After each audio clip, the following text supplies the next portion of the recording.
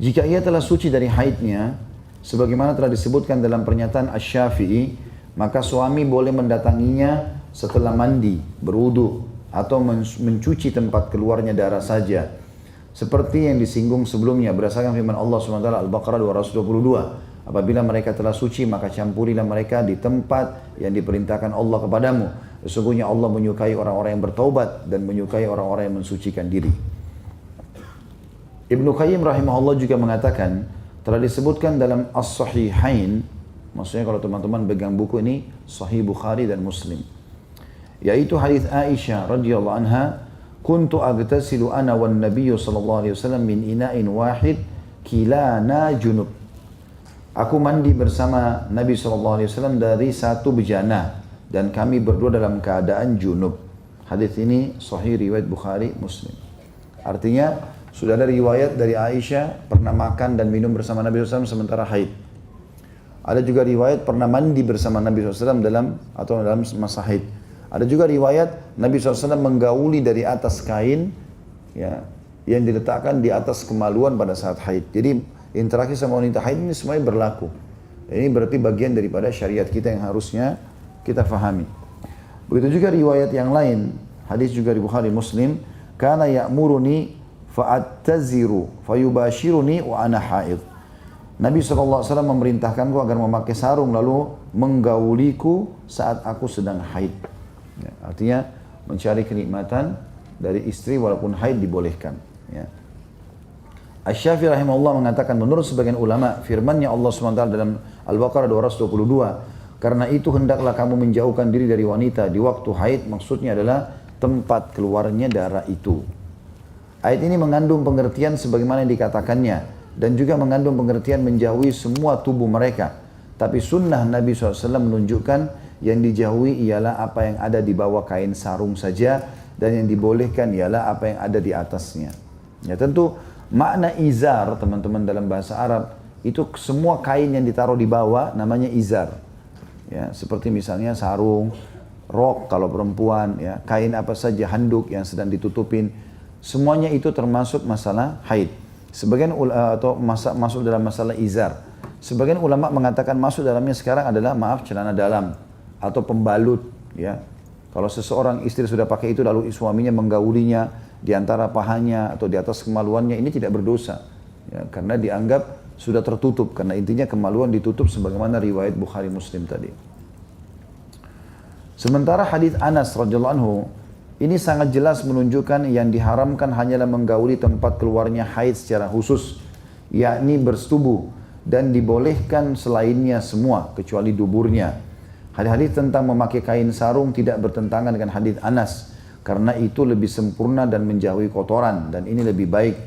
Adapun hadisnya Muadz bin Jabal radhiyallahu anhu, ada sebuah hadis lain.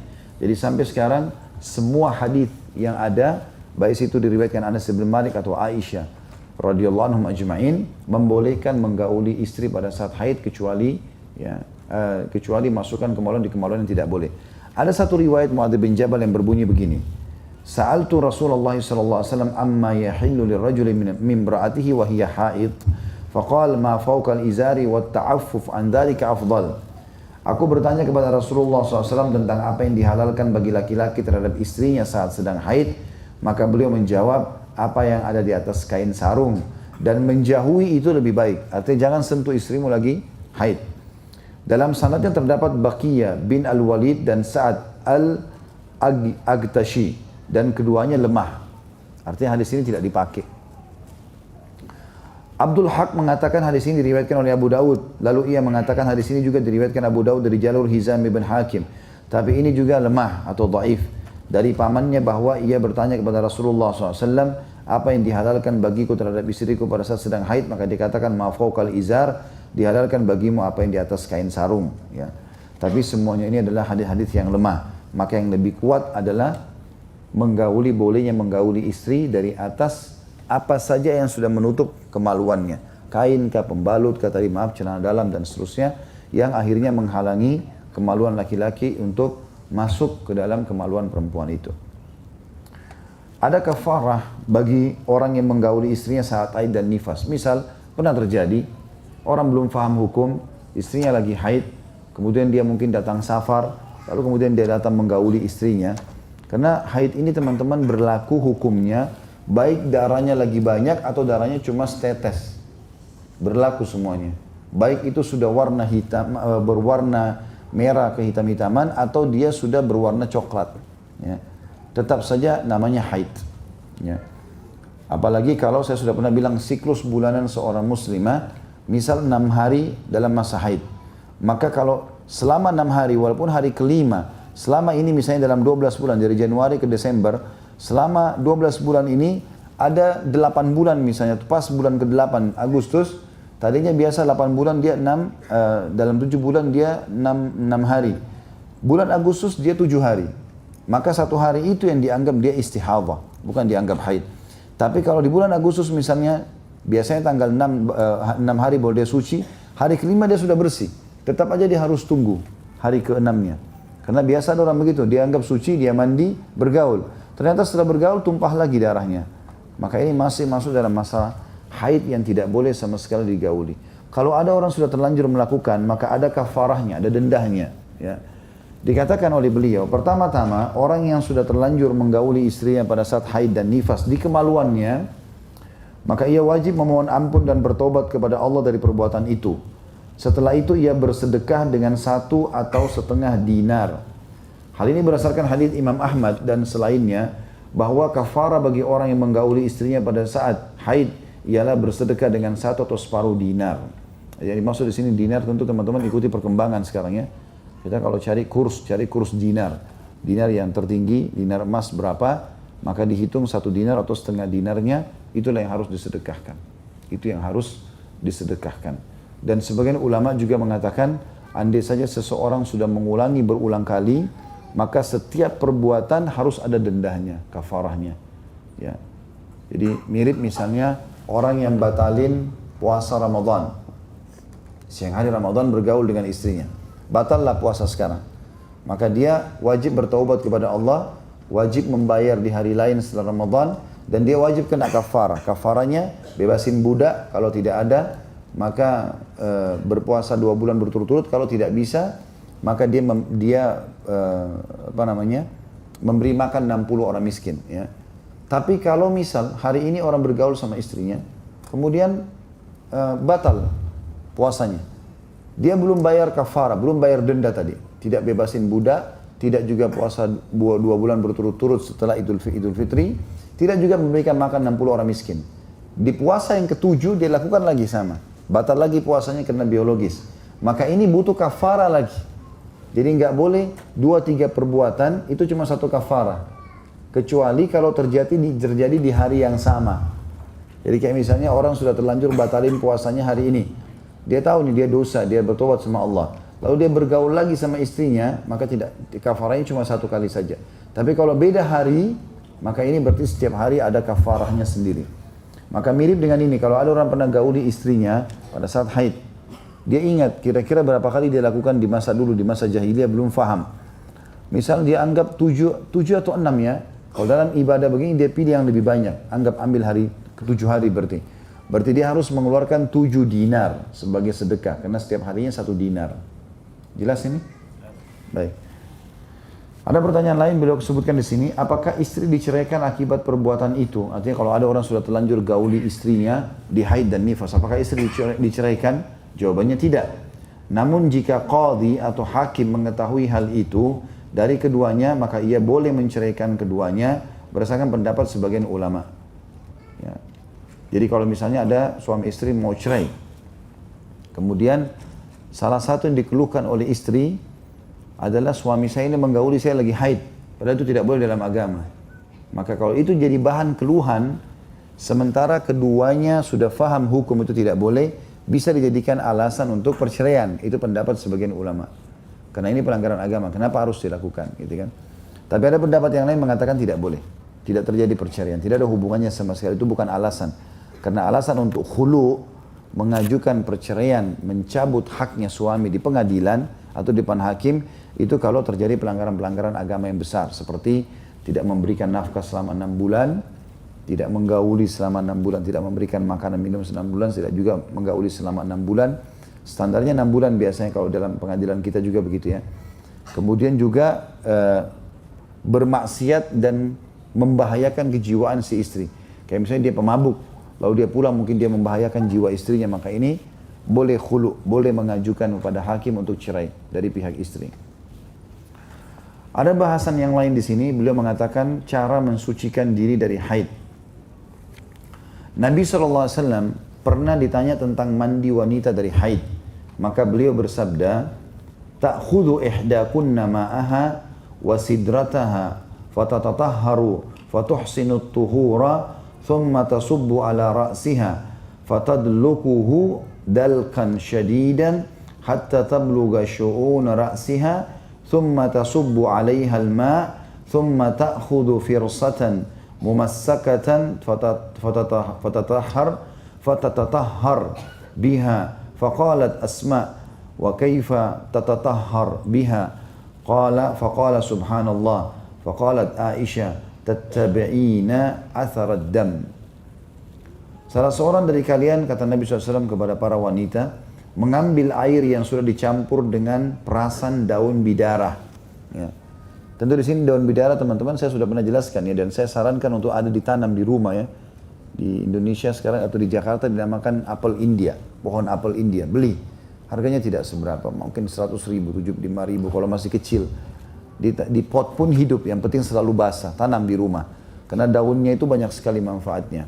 Di antaranya untuk mandi wanita haid dan nifas. Juga sebagian ulama mengatakan boleh dipakai pada saat mandi junub. Boleh dipakai pada saat ingin menyembuhkan sihir. Nanti kita bahas di pasal terakhir buku ini masalah sihir. Bagaimana mengobatinya dan seterusnya. Kemudian juga boleh dipakai untuk mandikan jenazah. Ya, mandikan jenazah. Tapi kalau kita tidak menemukan daun bidara, maka semua yang bisa membawa kepada bau yang harum, menghilangkan bakteri kayak kita sekarang, sabun, sampo, semuanya boleh. Nah, itu dibolehkan. Atau mungkin sekarang sudah ada sabun khusus untuk membersihkan kemaluan, maka itu juga dibolehkan. Kata beliau, Nabi SAW mengatakan, salah seorang dari kalian mengambil air yang sudah dicampur dengan perasan daun bidara, lalu ia bersuci dengan sempurna. Makna perasan daun bidara maksudnya sudah tidak ada daun bidaranya ya. Di daun bidara dicemplungin di air, diaduk-aduk, kemudian kalau bisa disaring. Ya, kalau cara yang biasa saya pakai, kalau untuk pengobatan sihir itu di blender. Di blender dulu dengan air, dicemplungin ke dalam ember air, kemudian diaduk, dicampur. Setelah itu kalau bisa disaring lagi kembali daun bidaranya, jadi tertinggal airnya saja, maka itu dipakai. Walaupun kita kalau ada daun bidaranya bisa dipakai, tapi bisa dipakai mandi, bisa dipakai membersihkan dan seterusnya. Ya, sama dengan memandikan juga jenazah juga bisa dengan cara itu.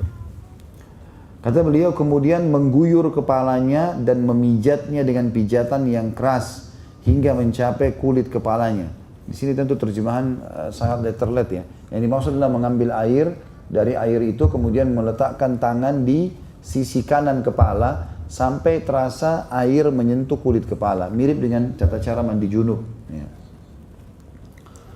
Kemudian dikatakan setelah itu, setelah meletakkan di kulit kepala lalu mengguyurnya dengan air. Kepala sampai ke seluruh tubuh. Setelah itu ia mengambil sedikit kapas yang sudah dibubuhi dengan minyak wangi lalu mensucikan kemaluannya dengannya.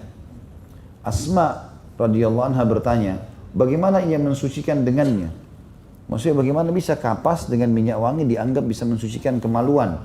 Maka beliau pun berucap subhanallah. Maksudnya Nabi SAW mengatakan maha suci Allah. Dan saya tidak bisa rincikan lebih daripada itu. Ya, sudah cukup kamu faham. Ambil kapas, kasih minyak wangi, diusapkan di kemaluan. Maka Aisyah yang menjawab radhiyallahu anha mengatakan, kamu membersihkan bekas darah haid dengannya. Hadis ini sahih riwayat Imam Muslim. Artinya membersihkan kemaluan pun dianjurkan untuk menggunakan ya wangi-wangian. Disebutkan juga dalam hadis berhubungan dengan masalah ini kalau Nabi SAW sangat gemar dengan wangi-wangian serbuk dari negeri Syam yang beliau menyuruh istrinya meletakkan dari leher sampai ke seluruh tubuh di kakinya, kecuali kemaluan beliau letakkan sendiri. Berarti bukan cuma perempuan yang menjaga wanginya kemaluan, tapi laki-laki pun sama dianjurkan untuk mencebok, membersihkan diri dengan sabun, dengan hal-hal yang baik, yang membubuhi minyak wangi, semua itu bagian daripada sunnah Nabi SAW. Kata penulis di sini kami katakan wanita harus memperhatikan kebersihan dirinya, terutama sesudah haid, Di samping memperhatikan kebersihan secara umum, sebaik-baik parfum bagi wanita ialah air, maksudnya seringnya dia mandi. Ya. Pertanyaan selanjutnya, bagaimana wanita memperhatikan kebersihannya dan menjaga anggota reproduksinya? Jawabnya adalah Islam menganjurkan kebersihan berupa pakaian yang bagus, bersiwak, mandi, wudu, bersuci dan sebagainya. Sudah diakui kebersihan seks merupakan perkara yang paling penting, ya, atau sangat penting sekali. Ya, sebagaimana kita tahu teman-teman, populasi manusia terjadi dengan seksual itu. Ya. Allah buat ada syahwat, ada keinginan, sehingga akhirnya sperma pun yang merupakan inti manusia keluar setelah klimaks dan waktu yang lama.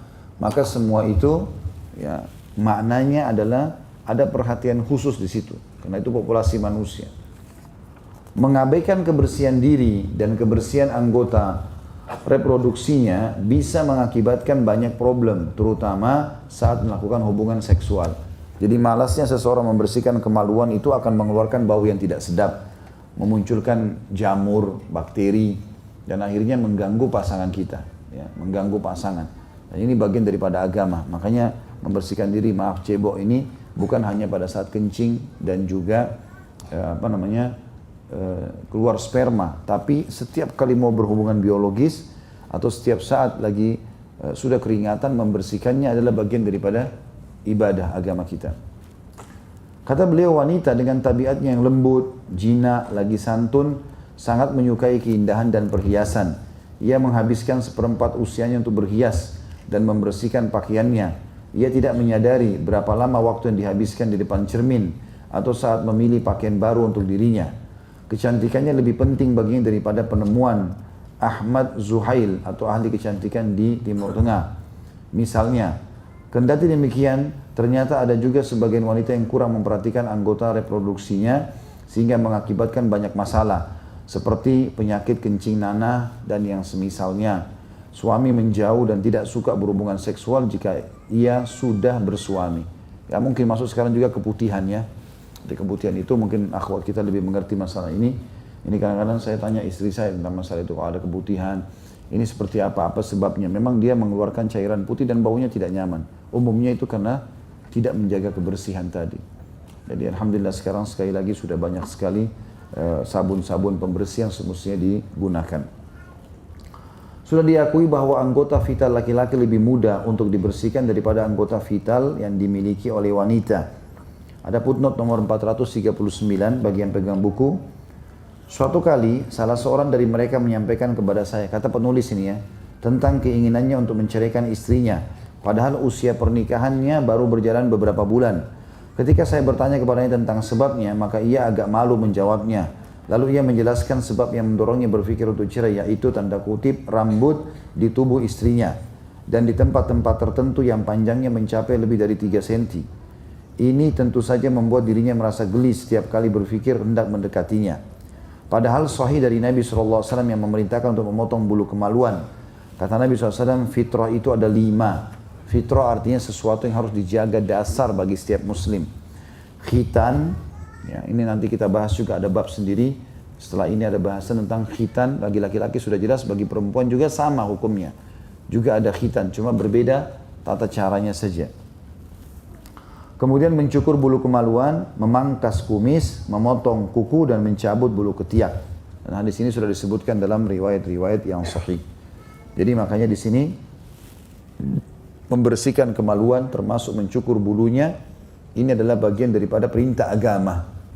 Dan ini menandakan memang Islam adalah agama yang bersih teman-teman sekalian, karena luar biasa perhatiannya.